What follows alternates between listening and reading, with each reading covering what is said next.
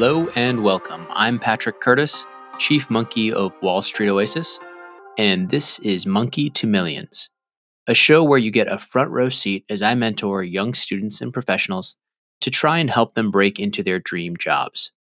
In the first cohort, you'll meet 4 students, all preparing for intense job interviews while trying to also balance a personal life and schoolwork. The goal of this show is to shine a light on the struggles of trying to break into competitive positions with a non-traditional background and to give you a roadmap for your own success. My hope is that as you get to know these 4 impressive students, you are inspired to dream big. Remember, these are real people and this is their true story. Let's get to it. In this session, I put Victor through a realistic mock interview for a position as an investment solutions specialist with Fidelity. Both of us see this as a great opportunity because it gets him a stable paycheck and drops the hours he's working from 80 plus down to more like 50-ish. This will give him more time to network and actively improve himself with financial modeling training and whatnot. Enjoy. All right, Victor, it's been a while. What, a month or two? A couple months? 6.5 weeks or 6.5 weeks. Yeah. Awesome. So yeah, I'd love for you just to give an update on to myself. And I know I talked with you for about 10 minutes last week, but yeah, I'd love for you to share it. Absolutely. But before I start, how's your throat? I know that you couldn't talk last time. Awesome. Better. I think the big party I had on Saturday night helped me relax. Oh, that's awesome. That's great.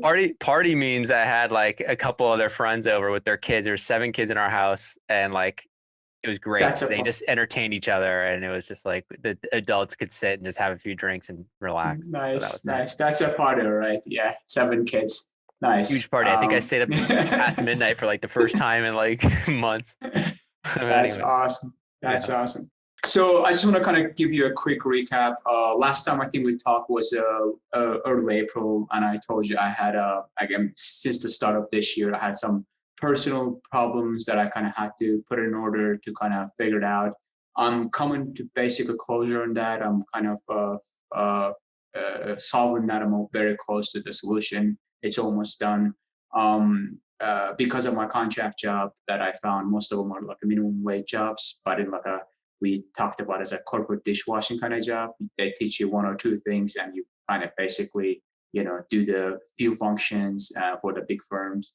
So I was kind of trying to make the ends meet by working a bunch of jobs. And you're working how many hours a week? You were working 80 plus hours? 80 plus hours, yeah. 80 plus hours a week you're doing, but you're only getting paid what, like $15 an hour? $16 an hour, yeah. Yeah, so you're struggling to just pay the bills. Okay, so tell me a little bit about what did you do?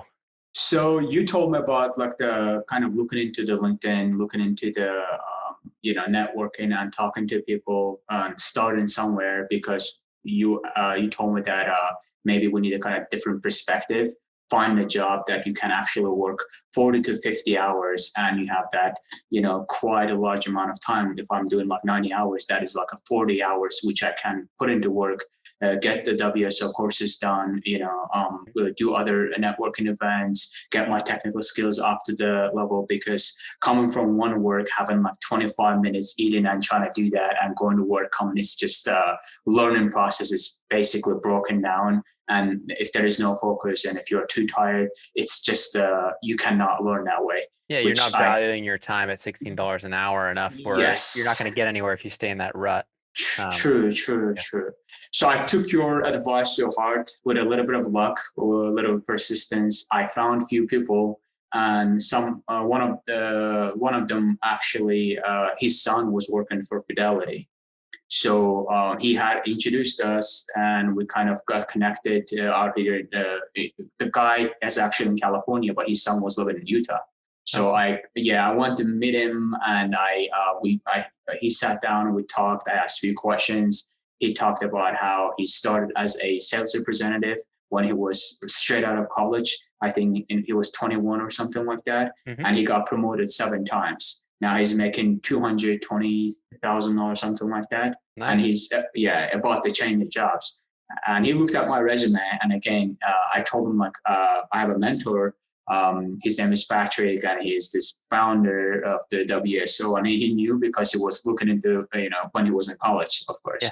I was like, he's your mentor? I'm like, yes. He's like, wow, that's awesome. I'm like, yeah, he and I worked on this, and the fruit of his labor on my resume. He's like, I don't think you would want to work for the Fidelity. And I didn't want to kind of describe what's going on in the background. Actually, Fidelity would be just like a lifeline to get out of this rut. So I didn't want to say anything. He was expecting me like kind of, hey, you have this much experience. You went to Georgetown.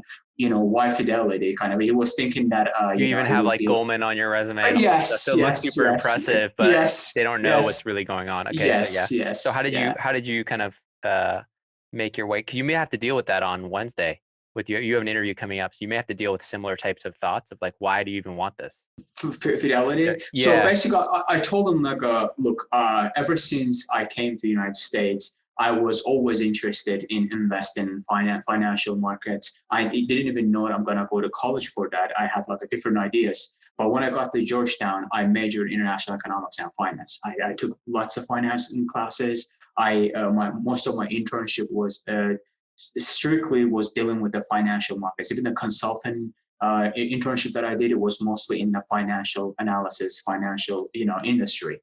And one thing that Fidelity attracted me, that it actually starts you from the scratch. It kind of strips you all kind of like ranks and all this like went to Georgetown. They don't care. They provide with you with the tools, and they ask you to take the Series 7 and 63. And if you are a good student, which I believe that I am, if you pass those tests, they start you with the tools and support system. And then there is almost like a upward mobility is pretty good. And this is not just only God I talked to. There were a bunch of people that I talked at the Fidelity, and they all concurred with that notion that it's very much a structured environment. They have few things that they need you to do. And if you do them well, you actually move up in the company very fast. And it's also something that this role you're applying for is like asset management. Is it like for private wealth? It is like investment solution representative. And I think there are two things. There is a high net worth individuals, and also this institutional investors along with the companies. So I think you get to choose the track. You can mix them up. This is what I'm actually trying to maybe mix them up a little bit. But they will kind of come to you with that, I think, somewhere midway in the 6 months, because first 10 weeks is just the training. They need you they pay you to get you license 7 and 63. Yep. And no other company does that. And if you have them, you can actually get, if you do well, they start poaching you. Other companies start poaching you. So they want to lock you in. So for at least about a year and a half, you have to work for them, which is fine. Yeah. And the base isn't that high. It's like 50 or 40 something, whatever, but like a 54,000, something like that. Yeah, but at least it gives you time, because then you're probably only doing 40 to 50 hours a week. 50 hours a week, and that extra 10 hours is you put it like a time and a half. So and that will be great. It's about 60,000, which is great. Yeah. So I have extra like 30 hours that I can put into WSO and other personal development things. Values your time. I love it. Okay. And so are you thinking of staying in Utah, going to California? What's the thought? So the job is based out of Utah, and it's 50-50. I'll be at the office 50% of the time, other 50% of the time. And office is basically, if it's a high net worth individuals, or I'm seeing a representative like institutional investors or the companies, kind of have to travel a little bit. Yep. But it's like within the city. It's not like across the state. Same would go to California too. But so far, I'm kind of planning to stay here for about a year and a half to kind of learn the basic, get the ropes down. And if I wanted to kind of move into California, once I have the knowing that I spent at least 7 months, then I can transfer. And by that time, I'm hoping that. Yeah, this actually might be a really good fit for you. I think given that you're a little bit older too, it's actually an advantage to be a little bit older in this industry. Yeah. Because it's like normal respect comes with that. Like people, I see. Like coming out of college, it's very hard to people like to feel comfortable. I see. I mean, not that you're going to be managing money like right away, but like given the age you are, you could actually see yourself get promoted pretty fast. So tell me a little bit. So I guess you have an interview for this coming up Wednesday. It was Thursday, so one last screen on the phone. This is with the manager, because they had the screen interview. I passed that. Then they send you this like assessment test, 2 parts, skills, like a basic math written in. It was not that hard. It was some medium, difficulty. It's kind of measure if you know how the numbers work and you understand the text and you kind of come up like with the solutions. And the second part of it, I think. And you passed that. You passed that second part, the assessment. Yeah, both of them. Yeah. All both. Okay. Yeah. So on this Thursday, it's going to be another interview. I think it's not an interview, more of like a phone conversation with a hiring manager, and then I'm gonna go to the office. I think sometime next week. They haven't told me exactly the day yet. It'll be the final interview. Fun. Based on what I've heard, I don't want to jinx it, but based on what I've heard, they love my resume, they love my background, and the guy who actually introduced me to them, he basically hyped me up so much. It is like a coming from the internal thing. So they just pulled my resume out, and that is thanks to you, because I applied a bunch of places. I have not heard anything, and based on one shot, That's all you know. And that wasn't even that much networking from you. That was like, the first 10 messages. Yes. Actually, it was first 10 messages because I couldn't send any more because of the job at whatever time I can find. And he got back to me, and the rest is kind of the story. So I'd love to you sent me a list of Fidelity interview questions, that kind of what to expect. So I'd love to do like a little mini mock interview now. And then I can kind of take notes while you're talking. Please.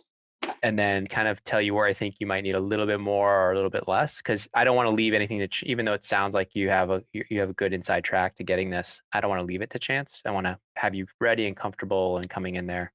Awesome. So do you mind jumping straight into that? Yes, let's do that. All right. Yes, so I'm writing them down right now. The 6 questions. Okay, we'll just go through these 6 because obviously this is probably what they're going to ask you or something similar. All right. So welcome, Victor, to your quick informal chat with us. Just wanted to learn more about you. I'd love it if you could just start by just walking through your resume. Give me a little bit of background on yourself. Absolutely. I'll start from my educational background. I recently graduated Georgetown University. I majored in international economics and finance, and I minored in French. I moved to Utah at the end of graduation. And although I had a job offered, but due to pandemic, most of the jobs they offered, they actually resigned the offer, they pulled the offer.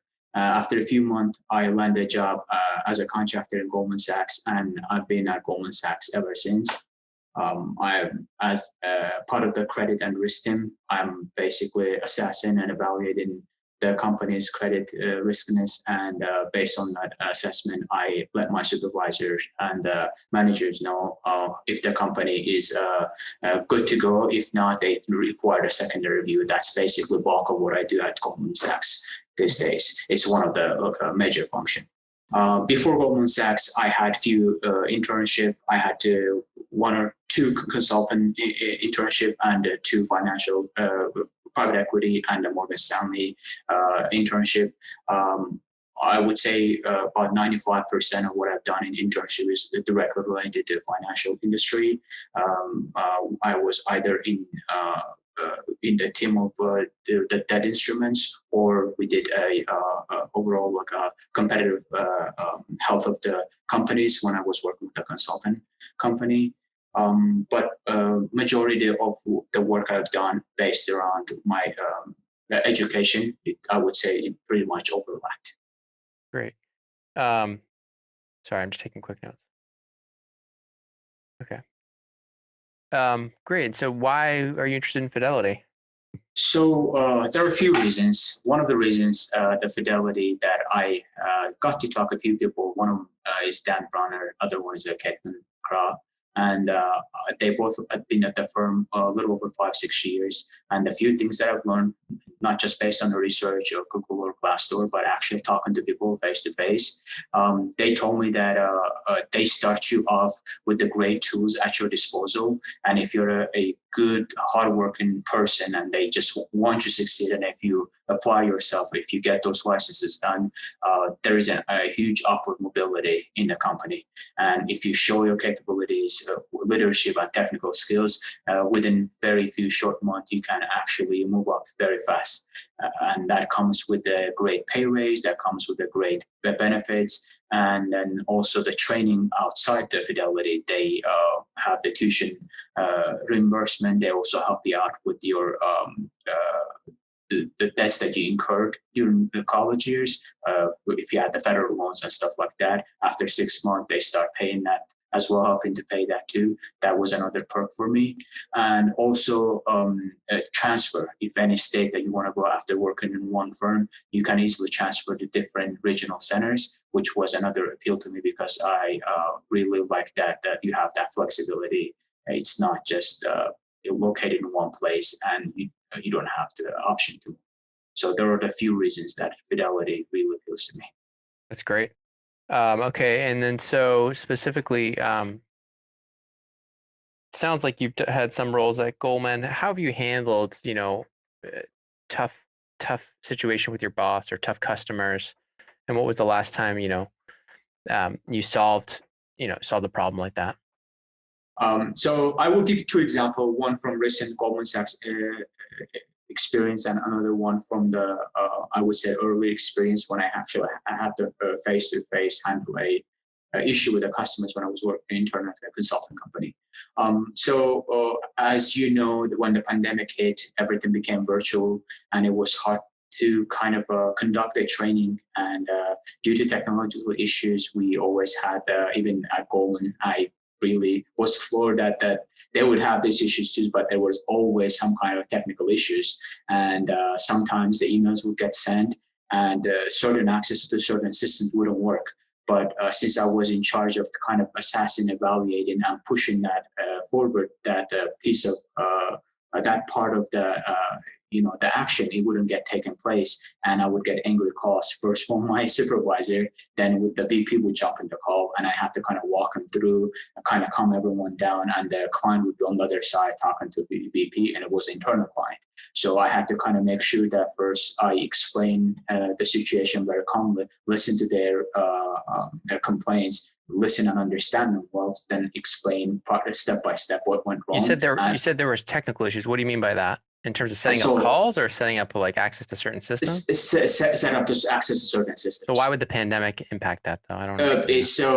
Because you didn't have straight access to the technical people, or if it would be hard, they would be always away from their desk, and they had to push some kind of button for you to kind of, let's say you got a bunch of entities that come along, and you have to evaluate them. But for you to evaluate them, let's say CI department, they have to push that to me as a COT, which is the credit department. If they haven't done their work, I can't do my work.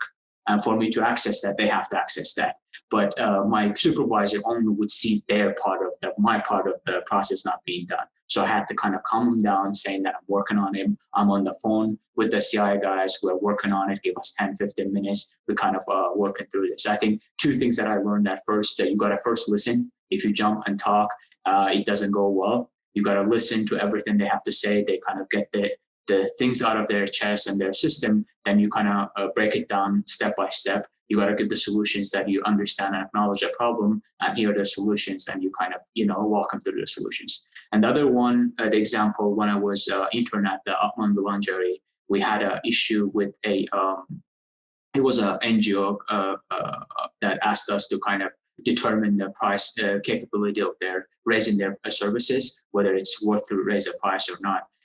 It was, I think, Friday night, and everyone was kind of looking forward to go to that company sponsor, company finance, the happy hours. And my team lead, he left early without telling me that if he has done the work or not, if it's finished. And it wasn't his fault. Everyone was kind of worked that very many hours that week. And I got on a call my third day at the company. I had no idea half of the time what they were asking me to do, what they were talking about, but I just kind of listened, took notes, and made sure that to kind of explain that it was taken care of by the first thing in the morning. So when I went to the happy hours, without letting the manager know, because I didn't want my team lead to kind of get into trouble, I kind of relayed him all the information. We came back and he showed me the system. So first thing in the morning, I came earlier, like around 7:00 before everybody showed up. I fixed it, and by the time the manager came, they checked and we got on the phone, and the problem was solved. That's great. I like that. What about feedback you don't agree with? What if you get how do you handle that? So feedback portion, it is tough. If you kind of think that you're doing right, and whether there's some kind of think that whether the tool has not been provided to you, or there was some kind of issue, I think the very first thing would be that you've got to identify what is the source of it and what is that you don't agree with. Because if you can kind of identify, say that, well, I see your point. I understand where you're coming from. But these are the things I'm missing, and this is why I couldn't do this. Is there any way we can kind of, supply this kind of resource, whether it was a time from work or get an extra help from someone? If they are handling, I'm here. Excuse me. I'm assuming that you kind of have to put in the work. It comes without assumption. So if that's the case, then it would be probably a not a good idea to kind of not to disagree with the feedback. But if there's some kind of resource that has not been supplied to you, I would say again, make sure that it is a clear cut and definite what it is that you're asking for, and if there is any chance or capability for that person that clearly supply that, whether it's in form of help in terms of time, or in terms of any kind of resources or access to certain systems and in your training, so that next time around, so you can actually step by step. You're just trying to talk it out, basically. You communicating, but making sure that you have action steps in plan, so next time you won't face it. But if it's my problem was always that when it's vague and ambiguous, to do a better job, I don't know what that means. Yeah. So I would actually kind of ask questions saying that doing better job means doing a lot less time, or doing it differently, or answering 3 phone calls instead of 5 phone calls, whatever the case might be. Would you say that's a strength of yours? I would think so. I would say so. Yes. What about some other strengths? And do you have a couple others? Yes, I'm a very good student. I'm very determined. I love learning, any kind of learning, whether it's physical or mental. I enjoy the process of learning. I know it's frustrating, but once you kind of get to certain plateau, once you kind of your brain kind of wires and it gets past a certain a frustration point, it is enjoyable. And I found out that once you have the system in place for learning, you can learn anything. And I mean anything, of course, given your genetics, I cannot dunk, basketball, but most things in life that can be learned through that process. So I love learning. That is one of my strengths. You look pretty tall. Are you sure you can't dunk? I don't. I tried. I'm okay basketball player, but I cannot dunk. What about weaknesses or stuff you're working on? Tell me about where you feel like you could learn the most. Absolutely. First thing I would say is just my not having the licenses, because I know most people apply to these jobs. They already have either 7 or 63. But what I have is a plan in place. I know the company is actually helping people to study and take care of the exam. And since I know how to study, one thing that Georgetown and military taught me well is how to study for certain things. And that kind of puts me at ease that I will get it done. Second thing is from the military time, they train you very much on paying attention to details, and we get to kind of sometimes miss this big picture. We kind of be in the floor, get stuck in the tiny little details, making everything correct, but sometimes we kind of see that the bigger picture is different. We might actually not. You might get actually stuck on certain details that you do not have to. You can actually, it doesn't need to be perfect. So it can be okay once you hit the certain standards. One thing I have employed in the past was to kind of either talk to a colleague or the person who's actually in charge of the project, whether it's my teacher, instructor, or person who gave me the project, and regularly check in with them so that I know that if I'm kind of running off course, they can kind of bring me back and making sure that I'm staying with the bigger picture. Details are important, but sometimes the tendency has that cost you ever, where you were kind of stuck in the details? There's an example of very first internship, and I learned from that, and from that on I would never make that mistake again. It was my very first internship. I was working at the Eisner Capital, and they told me to kind of go find this was a food company about everything that you can. But the point was that to make that 2-page presentation, the very most important thing. And I came up with like a 50 plus pages, and it was like by the end of the day, I didn't know what to put there. So under that time crunch, if I worked with a little smartly, understanding that this is a big picture, they want actually the highlights, not every little detail that what their company bought 7 years ago, 10 years ago, none of that would have mattered. But it was, I was enthusiastic and just kind of, but from then on, I learned that there is like at a certain interval, you have to check in with your manager, with your supervisor, whoever is giving you that task. So what do you think is the right interval for that? So it depends of the length of the project. It's a weekly project, then probably about a day or two. If it's just by the end of the day, I would say about every couple hours, making sure that you kind of check in for just 10 minutes. Say, I'm at this point. Am I missing something? Is there anything else? Am I on the right track, or do you need me to kind of go completely different track? Instead of I waited towards the end when the clients were coming to office. So we had to kind of put all hands on deck, and they covered me, and I appreciate that. But from that experience, I learned that I will never make that kind of mistake ever again. What do you see yourself doing in 3 to 5 years? I'm hoping that I get to have all the licenses that allows me to become a financial consultant in the company, and I always want to work in financial industry. In 3 to 5 years, I hope that I become at least a senior consultant in company, which is what I was told that is very doable. And do you know what the senior consultants, what they're spending their days on? Yes. What do you like? What do you know? What do you know about the job in particular? The person that I've talked to, they basically create their own book of businesses, and they go based on the clients they've had in the past, and based on their knowledge and that expertise that they've gathered over the years. They go basically increase the book of sales. They go to talk to clients. Those clients, introduce them to some other clients, so they bring businesses to the company. It's like a one-on-one sales job, so you don't have to do much of. And I think no matter what the industry is, it's a PE shop, it's a hedge fund shop, or it's even an investment banking. As you kind of move up, your technical skills matters a lot less. It doesn't mean that it doesn't matter, but you become more of a salesperson. The amount of business you bring in the company, the more you get compensated, the more successful you become. So that's what I have set my eyes on, because it's a very transferable skill. Whatever, if you transfer from one company to another company, you go to become a consultant on some other level, what you need to do to be able to kind of sell, and those skills can be learned like on the job, especially with a company like Fidelity. So, time out for a second. This job is really for you're managing money, right? Eventually, like you're helping. Eventually, yes. Because but now you're initially starting as support for the. It is. So I thought I'm applying for a financial representative, but this is like a one step above that. So I don't have to. The new job, the one I'm applying to, it is called investment solutions. Investment solutions. So it's for is it institutional grade clients and stuff like that instead institutional grade client? Yes. So either high net worth or institutional. Yes. Got it. Okay, so that's good. So I thought I would be stuck with the phone service, and which was fine too, but they kind of gave me a step up. And so, are you managing people like that, or what are you doing for? At first, no, but after that, I think yes. Once you learn the job, you kind of have to you have about 2 to 3 financial representatives.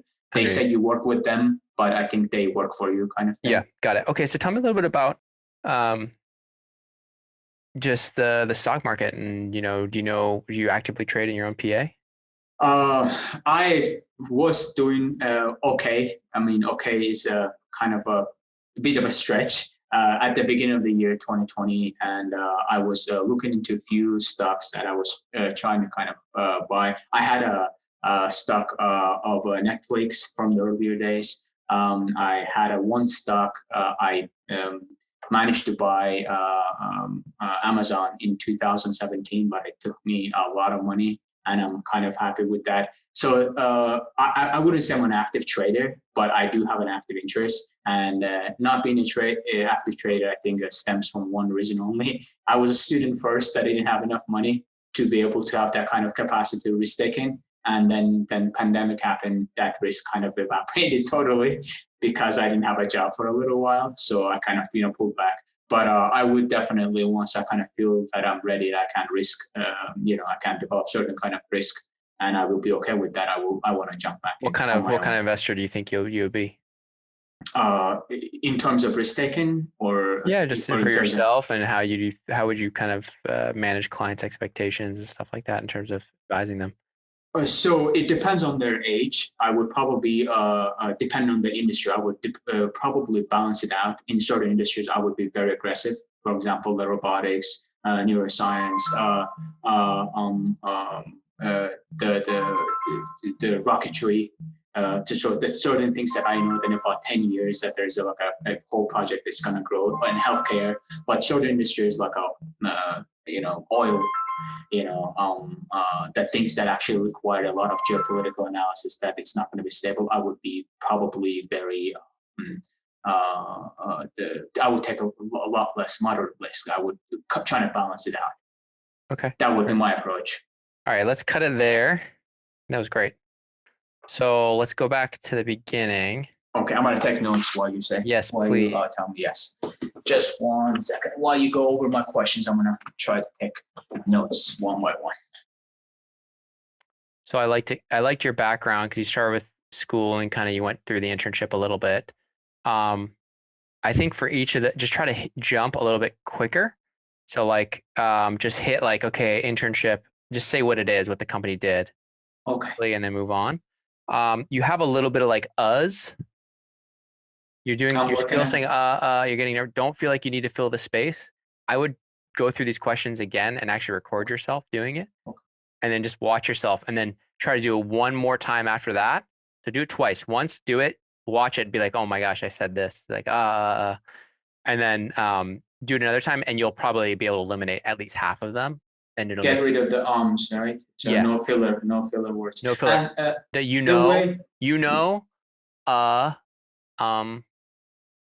so get rid of too. Is that because I'm guessing I'm speaking a bit too fast? I probably should slow down. You're not crazy fast, but you're a little fast and you feel like you need to fill it quickly. I see. Practice will also make you more confident, so you'll know exactly what you're saying. Another thing, body language. You're rocking a little bit sometimes. I know you won't necessarily. It's because of my chair. Yeah, I know. It's because of my chair. Are you doing it over Zoom like this? No. I'm gonna go into in person. Yeah. So if you're in a rocking, don't be like. I see. Little minor things. Okay. Yeah. I thought your hand movements were good. Your eye contact was really good. I think. Other than that, that's the only thing. And it was. Sorry. Quick question. By the way, do not rock. I was probably sit like this, or just hand like this, or on my feet and just like that, or straight. your hands and your lap just sitting up straight, smiling. I won't rock. I'm putting here. I thought overall your body language is great looking. I mean, you weren't like this or anything crazy. It was very subtle, but like these little things, if people start noticing it, it can make more annoying. Like, what else do I have? The why Fidelity and the second question, I thought it was great. You dropped the names right away. The thing I didn't quite like about that is a lot of the reasons you gave to why Fidelity. It wasn't really Fidelity specific. You name dropped and it said great tools. You can move up very fast. But then you started talking about like pay raise, benefits. So it was like everything was about like how you were going to go up really fast. And I want you to focus more on just the learning aspect of it. Okay. So say something like, I know there's, I spoke with I spoke with that just like you did. A great name dropping. I know they gave you the tools to be able to start from scratch, move up, get educated, and improve yourself. So like, I think Fidelity is a great place to be for this specific role. It's obviously a leader in the space. I know I'm going to be surrounded by really smart people that are going to be able to teach me and train me. And I know that the opportunities are there for people who are driven and who are smart to actually move up, and have not just great benefits, but just a great learning experience and in a place where I could see. Focus on the learning part of it. More on the learning, less on like the benefits and the pay raise and the fact that they pay your debt and all that stuff. Like that's all good. Yeah. But like I want you to focus more on the learning and the smart people and stuff. You can say, and then just like I know you can build a great career here. And I think, Fidelity is really great that they invest in their people. Blah blah blah. What else here? How do you handle tough customers?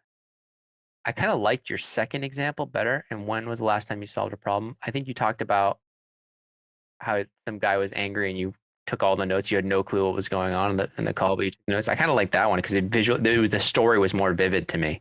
Okay. The first one was like, it was like a technical glitch thing and like people couldn't join. It makes it look like it was more like, it makes it look like you messed up more versus I see. versus the other one, like the guy left and you had to jump in and fill in and you scrambled to make it happen. Versus in the first one, I couldn't communicate. So what happened was the CI guys, they didn't do their job and I did not want to throw them under the bus. So I kind of had them on the phone, other people on the Zoom while telling them what's going on. So I was covering for them to kind of calm all the situation down. But I should have probably communicated that well. So if they don't do their stuff on their end, I cannot do that. But I was the one who was getting yelled at. So there was no point kind of finger pointing. I would even stay away from the yelled at thing. I don't know. I'm telling you. No, I know. Yeah. So like for like the way you describe it, to say, there were some frustrated customers. I see. But it just makes you look more polished. Be like, they were screaming at me, or like they're like, like they were screaming. By the way, there was like an angry few people. Yes. And that's fine. You can just say they were clearly very frustrated. Blah blah blah. Okay. Because it sounded like the way you were describing it wasn't very good at the beginning. It sounded like you were making an excuse that like the technical things didn't work because of the pandemic and you didn't explain it well. And so it sounded kind of a little bit like a cop out. So I was like, is this guy like, hiding behind some bullshit? I mean, because it works whether it's pandemic or not, right? It should, if the instructions are sent around. So you just got to be careful how you set up that story to make it look like a legitimate story. Okay. For number 4, how do you handle feedback and you don't agree with? I think you said identify the source, which I really liked. Try to get to the root cause of like, why there's if there's any constructive criticism on how to improve, try to figure out where that's coming from. If it's because I don't have the proper tools or whatnot. On all your answers, I thought they were all good. You're comfortable talking. Try to just be a little bit, structure your answers so they're a little bit more direct, because you start going and you're kind of repeating a little bit of yourself. You're making new points, but you're not quite clear. Like in the sense of you're not like 1 point, 2 point, 3 point. So try to be a little bit more, and you'll see this when you record yourself. But I thought that was a really good answer, talking about like identifying the source of the issue and communication. Just be like, communication with any job or just any relationship in general is critical. And I think being able to take constructive criticism is really important, not to take it personally, but then just also try to find the root cause of like, is this because your manager is asking for something you're not reading between the lines properly, and trying to be direct about that so that you can kind of try to fix it going forward. Something like more like that. Strengths and weaknesses. I love the no licenses thing. Although it's not really a weakness, but it's like, hey, I'm coming in. I like the no licenses, saying I didn't have a license, but I know you invested in it.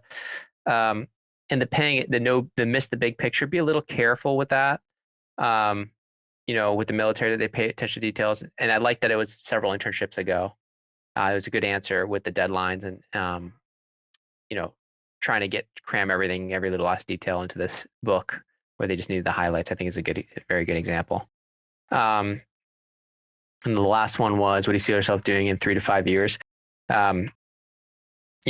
Ideally you have your licenses and you're working as, what's the next step? A senior consultant is the next step up? Yes. After this is consulting, and after that is senior consultant. And typically how many years between each on there? About 2 to 5 years altogether to get there. Oh, so perfect. Okay. So yeah. So ideally I have my licenses. I'm, a financial consultant at Fidelity, and ideally at that point either about to get promoted to senior consultant or consultant. And at that stage, ideally, I'm growing my book of business and on my way to building a great career. So I think that's fine. And in terms of the other stuff around the stock market and stuff like that, you can say, I'm not very I didn't have the money in college, and with all this stuff, which is true. Yeah, so just be straight with that. That's fine. So I didn't actively trade. You can say most of my stuff was like ETFs or index funds. Okay. I would stay away from naming like a Netflix or names, because then I see. You could get a jerk be like, well, tell me what you think about the streaming service. What do you think about this coming into this? Oh, good. Okay, I see. Okay, because it is about it is about investing in a market, so they could push you a little bit harder on there. Do you know about like what's going on with inflation? What's going on where the market is right now? With the inflation, I know about what's going on with the market now. You should. But probably the day before I go this, I'll probably start reading the Wall Street Journal and get the Financial Times to kind of get a basic idea of what's going on. Even start today. Today? Okay. Yeah, just to get a sense, because you don't want to do it the day before. Just try to get a sense of like where the market's trading, what's been going on, what are the themes, what are the big themes. So you can, and then read a few articles on those themes, so you can actually speak to them intelligently. It doesn't sound like you're fumbling around and BSing too much. But yeah, definitely. I think they just want somebody who's like a hard worker. I think at these levels, it's not like they're high. I read at undergrad for these, right? Yes. So correct. They're just going to be looking for people who are hardworking. Yes. And have that kind of financial bent. So I think it was good you brought finance back in a few times at the beginning. That's it, man. I thought it was good. I thought you'd be fine at just these little tiny things. I will work on them. I will actually record myself, and I go back, make sure that those is very important, and I'll make sure that first story I write it out, make sure that it's actually there's a storyline, what happened, and how I jumped in fixing that. Mm-hmm. And I will start reading the either Wall Street Journal or both Financial Times. Yeah, or just start reading like what's going on in the markets. You can just go online too. Yeah, and just because if they ask you, like they may ask you like, what do you think of this going on? And you don't want to be like, oh, I didn't even know that happened. If it's something big in the news, you don't want to be clueless. I see. Yes. Yeah. I would tell you to subscribe to WSO Alpha if it was launched. That's going to be our investing newsletter. Really? Which we're launching. We're launching an investing newsletter in like 3 weeks. So nice. Awesome. Great news. But there's other ones out there that you can look up, and maybe that'll help you leading up to the interview. It's Thursday? Next Thursday. Yeah. This Thursday, next week sometime, let me put it that way. Okay. This Thursday, I have a phone call with the hiring manager. Cool. The recruiters already passed and all that. And after that is just, I think this Thursday, they're going to tell me what time do I need to meet them. And it's not a Zoom, it's a phone call this Thursday? This Thursday is just phone call, yes. It's more of like introducing themselves and telling them, okay, what to expect as a next step. So I wouldn't even call those interviews. Like do you have any questions for me? That's what I should ask at the end. Any questions for you? Yeah. As a company hiring manager, probably I would ask a little bit of background. How did you get started? And what is it that you like about your day job? What is that you don't like? And what is the one thing you wish you would know when you started at this position? Something along those lines. Yep. Yeah, I mean, I'd be curious about to hear, like, specifically when you're building your own book, how much do they help you do that? But I don't know if you want to ask that, because it might be very... At this level, I think I'm kind of, jumping way over my head here, so they want me to kind of be a team player. That's fine. I think that's all good. Any other questions, thoughts? No, I will keep you updated when the things kind of start rolling around.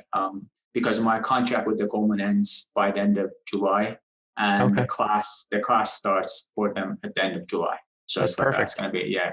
It's gonna be jumping from one to place, which is, if that kind of overlaps that way, is awesome. And from then on, once I have like structure, I know this is 50 hours. This is what I'm doing.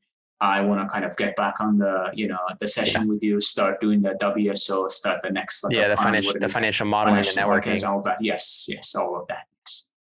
Love it. Yeah, this is big. Hopefully you land this, and even if you don't land this, you kind of have a quick early success in your networking. So hey, let's try to scratch claw and scratch to find ways to get more of those messages out. If this the whole purpose was that, just like you told me, to get a job that pays okay, so you have extra time, so you can use that to kind of work on the other stuff, because working 3 jobs, it's just not fun, not a good way of kind of building that knowledge base. No, I'd rather work 2 jobs. One is the job that pays the bills, and the second is you trying to meet more people. Yes. And improving yourself. Yes. Cool, man. Well, congrats on the success. Hopefully we can close this one up, and you by August you'll be working with Fidelity and getting some stability in there. Awesome. Thank you so much. Thank you for your help. Victor. And talk to you soon. Talk soon, man. Bye. Yeah. Bye. And thanks to you, my listeners at Wall Street Oasis. If you have any suggestions whatsoever, please don't hesitate to send them my way, patrick@wallstreetoasis.com. Until next time.